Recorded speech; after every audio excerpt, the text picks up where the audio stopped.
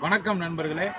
தினம் ஒரு திருக்குறள் பகுதியில் இன்று அறிவுடைமை அதிகாரத்தில் உள்ள ஒரு குறளையும் அதன் பொருளையும் காண்போம். எதிரதா காக்கும் அறிவினார் கிள்ளை அதிர வருவதோ நோய் என்பது இன்றைய குறளாகும்.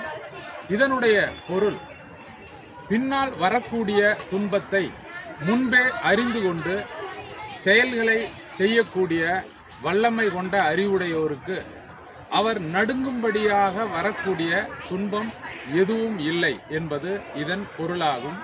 அதாவது, எந்த ஒரு செயலை நாம் செய்ய முற்படும் போதும் அந்த செயலை செய்தால் என்ன விதமான துன்பம் பின்னாளில் வரும் என்பதை ஆராய்ந்து சிந்தித்து செயல்பட்டு அந்த துன்பங்கள் வராதபடி அந்த செயலை செய்தால் நமக்கு நடுங்கும்படியாக, பயப்படும்படியாக எந்த துன்பமும் பிற்காலத்தில் வராது என்பதாகும். இதனை நம்முடைய தினசரி வாழ்க்கையில் நாம் பயன்படுத்துவோமாக. நன்றி, வணக்கம்.